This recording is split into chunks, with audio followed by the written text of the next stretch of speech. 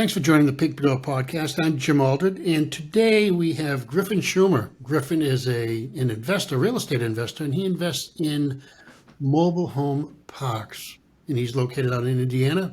Griffin, how you doing? Fantastic. Glad to be here, Jim. Thanks for coming on. Give us a little bio on yourself, telling us how you got into mobile home park investing. And Well, I definitely think the story starts at a young age. So when I was a kid, I started a little lawn mowing business. I actually worked alongside my grandpa, and we used to manage a portfolio of rental properties. Then when I got into high school, I took over doing all of that. And then I parlayed that into a furniture moving business where I partnered up with one of the big furniture guys in Bloomington, Indiana. And every, August when all the students move in, he always has an overload of, people coming through the store and he can't deliver all their furniture. So I used to just deliver furniture, $40 a pop, and we'd make a few grand in a couple days. Then I went to college where I wrestled for 4 years. And from there, as I was coming out of school, my dad was like, "Hey, I want to start a business. I'm not sure what it's going to be yet." And I had told him I had aspirations, to be an entrepreneur. He'd known that for a long time. But when I came out, we opened a retailer dealership. So basically, I sell manufactured and modular homes. That's my day job. And then when the pandemic hit, our business slowed way down, and I realized, hey, I need some residual income coming in no matter what's going on out in the marketplace. And that kind of steered me towards mobile home parks. And we kind of, I took probably 2 years to get educated on it.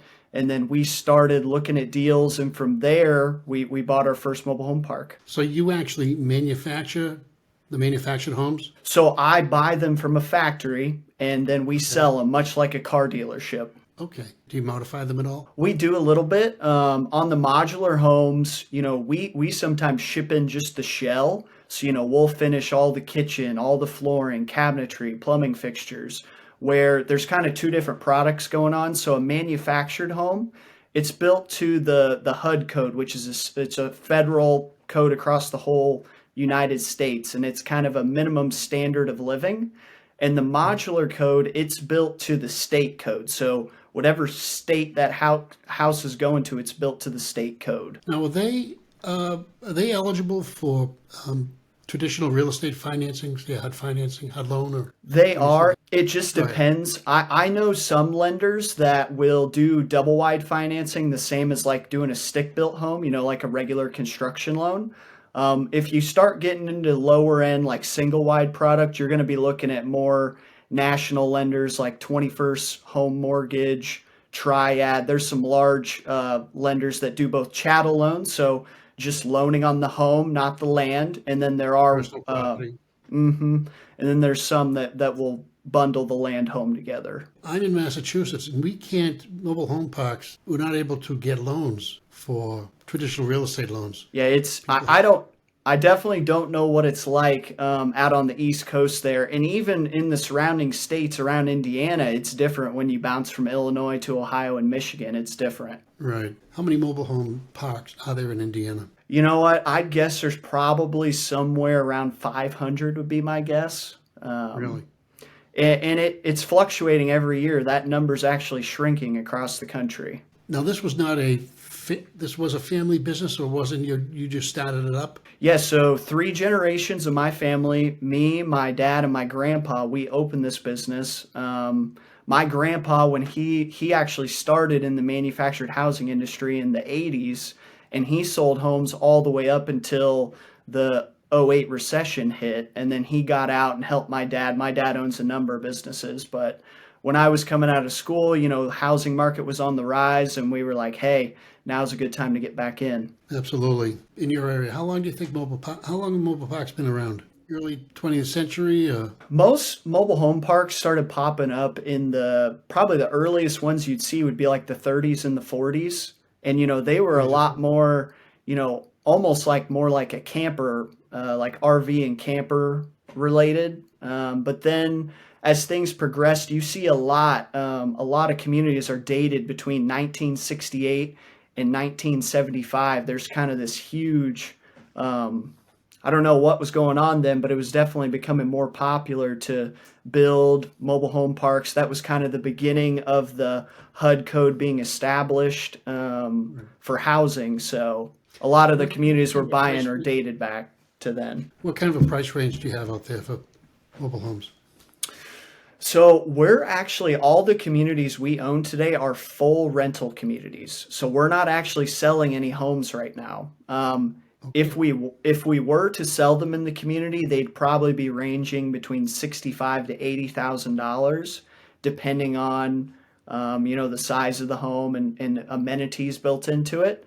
But our goal is in the next 10 to 15 years, we're going to hold our communities as rentals, much like an apartment complex. And then as we pay down our loan, we're going to start selling those homes off, and then we'll just own the land and rent the land. You are or you are not strictly Indiana? Today, I'm strictly Indiana. We have started looking for communities outside of Indiana, but we've had a ton of traction because we focus on heavily distressed communities. Just not a lot of people are targeting the highly distressed. And then we call ourselves a niche within a niche because we're doing something not a lot of people are doing, which is turning mobile home parks into brand new rental communities.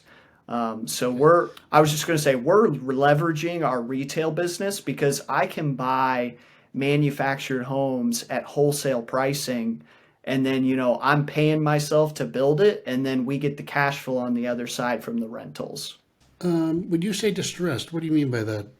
The park is distressed and they're maybe on the brink of foreclosure, or? Yes, sometimes. The few communities that we've started off buying, I hear almost the same story over and over, which is mom and pop owned, like mom or dad built the park, and now the kids are taking over, and the kids are, in their 40s or 50s. They don't have a ton of interest in running it, or they don't understand how to run a community. And we're going in there. They've got the first community we bought, it had 25 abandoned homes out of 30 lots. So it was bringing in almost no income or losing income. People just moved out of the units and they never get anybody to take them over? Yep. So we took that over. We actually cleaned out the entire community down to just bare land. And then we've gone in, redone all the infrastructure, and we're putting new housing in. A lot of these units, they're very tired. Is that the case?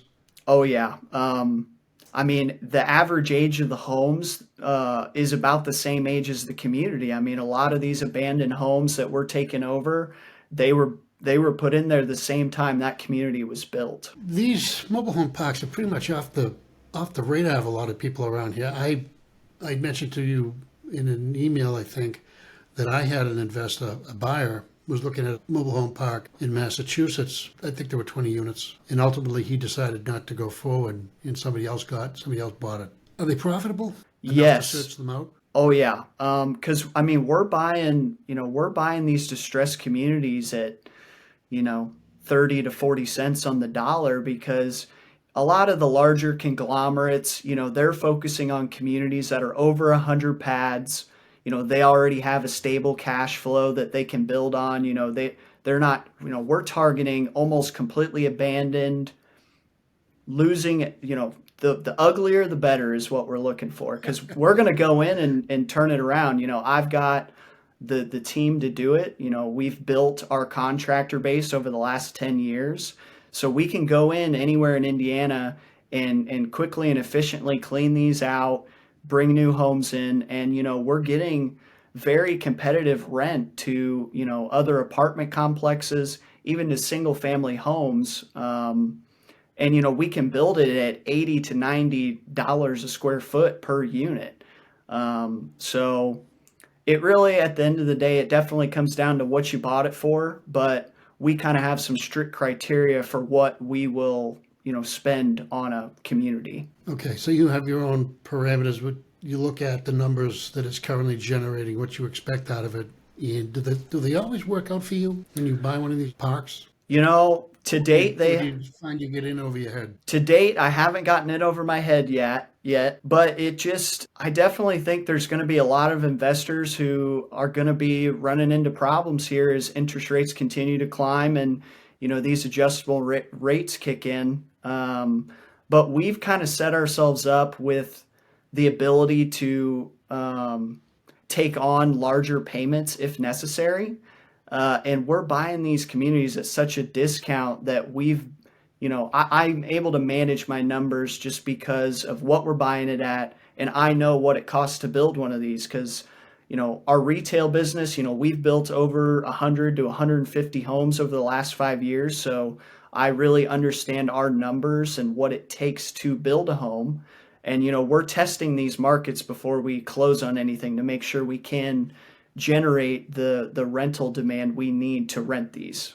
What's the rents for something like this? Once you get into a park and you've got it somewhat rehab, you have it rehab. What is the type of rents that you can generate out of a pad? So down where I'm at in southern Indiana, we're getting anywhere from $1,000 to $1,500 from a single Per wide month? per month. Yep. We're not putting in like your classic VOG'd home. Like we're putting in fully drywalled homes. We're giving people amenities, so like we're including trash and mowing What was that? What service. was that buzzword you used? VOG? VOG, yep, vinyl on gypsum. So it's your wall board. So like if you look behind me, that's a fully drywalled, the wall strips that go up and down. That's kind of your classic mobile home look is VOG. And we've steered away from that. That's inside the unit. That's inside the unit. Mostly Okay. because if people trash it, it's a lot easier to paint drywall, to repair drywall. We're looking at this as an asset we want to hold as long as we can. So you do away with the vinyl, We've done away with the vinyl. Yep. And we're strictly trying to get wallboard. away from carpet too. We're starting to pivot towards doing all rolled vinyl flooring coming out of the factory. And then all of our homes, they used to, well, they still do some the lower income housing. They don't use as good as materials, but we're doing Right. all OSB wrapped homes, OSB deck board flooring. We're preparing these homes for a long life cycle. Do these mobile homes, do they typically have decks? Probably a deck to get in. Do they have decks in the back, or how they typically? Yes, so we're building decks onto the two entryways, one off the utility room, one off the front of the house. We're just doing basic treated lumber decks. We're doing gravel pads for now, but what our plan is over the next 5 years when we have capital left over at the end of each year, we're actually going to start paving each gravel pad, and we've got some great ideas for how we're going to keep pumping money into these to increase the Okay. value. Do you flip these at all? Do I you haven't rehab them and get rid yet. of them? I'm actually working on one right now that we are going to do that, but it's not the same model. So I did buy a community that is all tenant owned homes. So we don't own any of the houses in there, and we're actually bringing in two or three older units. We're going to fix them up. We're going to put them on rent to own contracts, and then we are going to flip it. And then the plan is to turn that money into another new community deal. How does one determine whether a mobile home is worth investing in? Is it different than a traditional commercial building or property? Well, I think that a lot of people, I mean, it's a great cash flow asset in terms of, the people that own the true mobile home parks out there, that they only own the land. It's very comparable to like a self storage. Especially if you're able to upgrade the infrastructure, the water, the sewer, the electrical. If you're able to fix those things up and you sell those homes off, it really is recurring cash flow coming in with not a lot of overhead. Now, with what we're doing, we're running it much like an apartment complex, and I'm kind of doing that to give myself more ways to pay myself. As we scale, I'm scaling a property management company alongside it. And like I told you earlier, I'm paying myself to build these. So I've kind of leveraged myself in every direction I can so that as we build these communities out, we're making money while we build it. while we manage it, and then for our investors, the cash flow on the other side. Do you personally manage these or do you hire a manager? I'm doing it both ways. In one of our communities, we're actually almost done building it. It's outsourced to third-party management, mostly because it's about an hour and a half outside of my office, so it's just a little out of my wheelhouse. But the big one I'm working on right now, it's located less than 20 minutes from my office, so I'm self-managing all that. I have a small team helping me do that, and then actually I'm getting ready to hire a couple people full time here in March that we're gonna be managing things even further away. Towns, at least around here, don't like mobile home parks because they're considered considered personal property. They don't get property taxes. And mobile home parks generally seem to be lower income earners. They may have children, unless it's a seniors only. So they don't like them to be brought in. They're trying to get rid of them and maybe have the park redeveloped for single family homes or two family homes, whatever it is. Is it the same way out there in Indiana? It definitely is. There's just so much negative stigma surrounded with mobile home parks and even the manufactured housing industry that, it's an eyesore, that it's bad, that it's, not good. But what we're kind of doing, because, before we even start working on these projects, we do sit down with the city and we discuss, our plans and what we do and what we want to do. And a lot of these highly distressed communities, they're producing no income. There is not a lot of tax money coming in from them. And, I'm able to present a plan showing them, hey, this is going to look a lot better. We are actually going to attract a better tenant base because we're not just letting anybody into these communities. And it's gone really well. Do you pull credit? We do. Yep. We have a pretty strict screening we go through with people. Corey, the whole thing? Yep. Okay.